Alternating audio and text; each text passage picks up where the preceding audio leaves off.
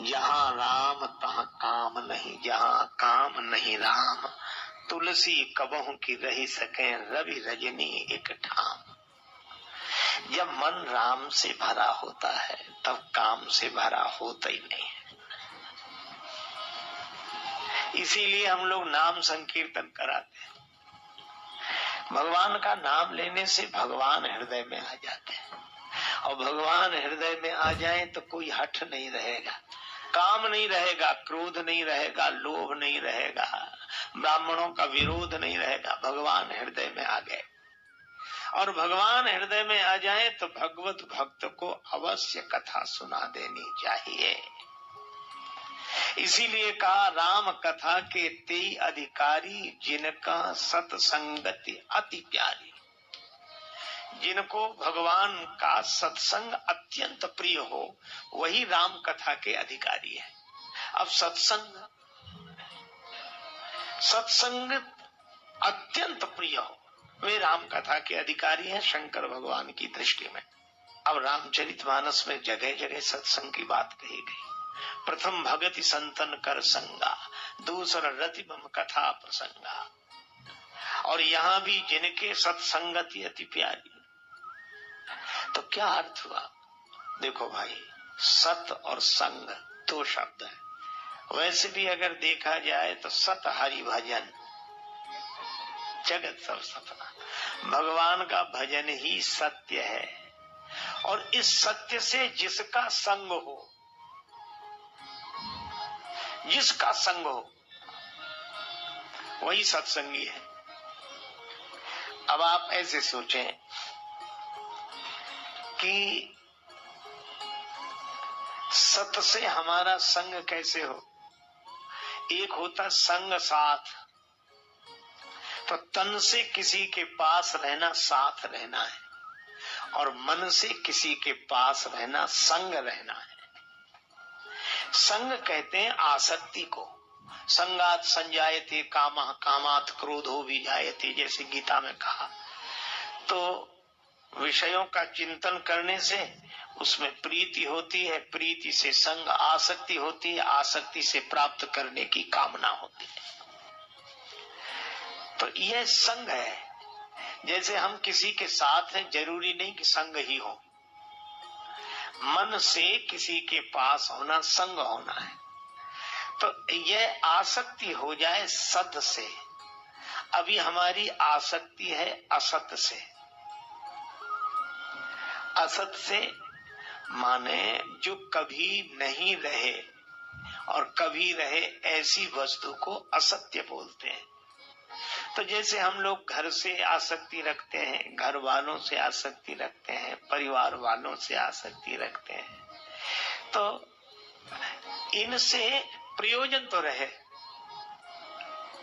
पर लगन तो भगवान से रहे। अच्छा, या इन सब में भगवान को देख लें तो फिर ये और भगवान अलग अलग नहीं है, दो ही बातें हैं। एक बार श्री नामदेव जी महाराज कहीं घूमते हुए गए, और घूमते हुए गए तो एक खंडहर में ठहर गए, और खंडहर में ही अपनी करताल बजाई। नामदेव जी अपना एक तारा बजाए, राम कृष्ण हरि विठ्ठल विठ्ठल। उस खंडहर में प्रवेश कर गए और खंडहर में ही कीर्तन कर। भाई कीर्तन हो खंडहर में, गांव वालों ने सुना कि इस खंडहर के भीतर तो कोई है। गए, अब उस आदमी ने जाके देखा कि बाबा नामदेव, बाबा आप कीर्तन कर रहे हैं? हाँ। देखो, दिन में तो रह जाना कोई बात नहीं, रात को मत रहना, इसमें बड़ा भयंकर प्रीत रहता है। नामदेव जी बोले नहीं रहे, अभी तो भगवान का भजन कर रहे हैं। फिर कीर्तन करने लगे। अब कीर्तन करते जो भगवान के भजन में प्रीति में डूबा हो, से प्रीत की याद कहाँ रहे। करते रहे कीर्तन। शाम हो गई, रात हो गई, रात को 12 बज गए। अब सोचा कि अब सोया जाए, और जैसी सोने की सोचने लगे तो याद आई, करे वो आदमी कह रहा था इसमें प्रीत रहता है। और जो प्रेत को याद किया सो महाराज बड़े विकट रूप में वो प्रकट हो गया। धरती से आकाश तक लगा, चारों तरफ उसके बड़े बड़े दांत और वह भयंकर। नामदेव जी ने जो देखा तो सोचने लगे मेरे भगवान के अलावा तो कोई है ही नहीं, भगवान के अलावा कोई दूसरा है ही नहीं, तो ये कहां से आ गया। अरे का जय हो प्रभु जय हो, इस रूप में आपका दर्शन पहली बार ही किया। एक तारा उठाया, करताल उठाई, कहने लगे कि प्रभु आपका धनुष्वाण लिए रघुनाथ रूप देखा, मुरली लिए यदुनाथ रूप देखा, कमर पर हाथ रखे पंढरीनाथ रूप देखा, पर इस रूप में तो पहली बार ही देखा। और वे तो मस्त होके गीत गाने लगे और नाचने लगे, भले पधारे मेरे लंबक नाथ। उन्होंने भगवान का एक नया नाम रखा कि हे लंबकनाथ भगवान आपकी जय हो, आप भले पधारे, आपकी बड़ी कृपा बड़ी कृपा बड़ी कृपा। और गीत गाने लगे। आप आश्चर्य करोगे, जो गीत गाया तो प्रेत गायब हो गया, भगवान प्रकट हो गए। प्रेत नहीं रहा, भगवान प्रकट हो गए। प्रेत तो था ही, लेकिन भगवान के भाव से प्रेत गायब हो गया।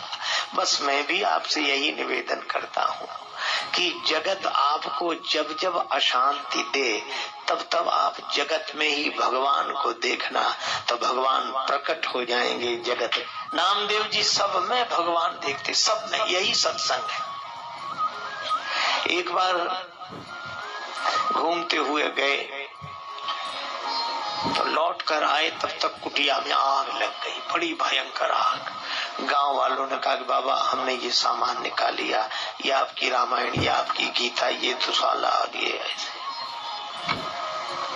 नामदेव जी सोचने लगे कि मेरी किसी से दुश्मनी है नहीं, मेरी कुटिया में आग लगाएगा कौन।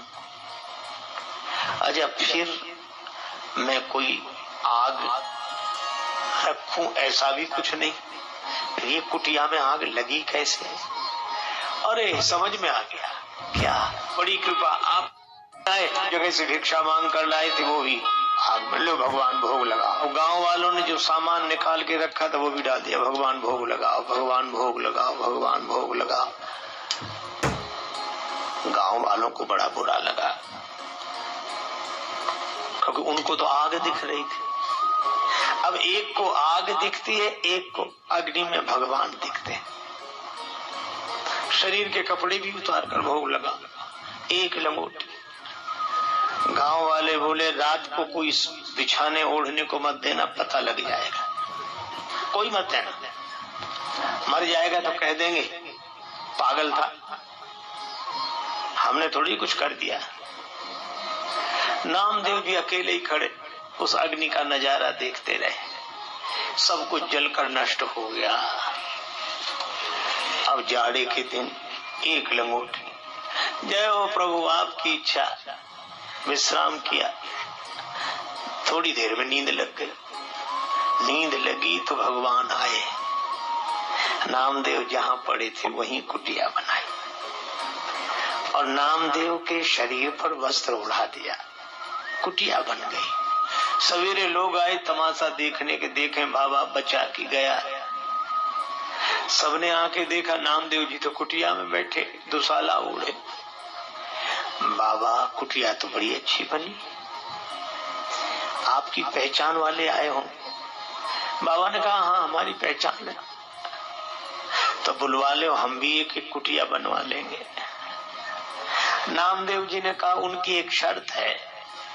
शर्त क्या है कि शर्त यह है बनत न लगे विलंब कछु जगह भूमि को भाग, पर प्रथम लगावे तो कोई अपने घर में आग। पहले अपने घर में कोई आग लगाए तब।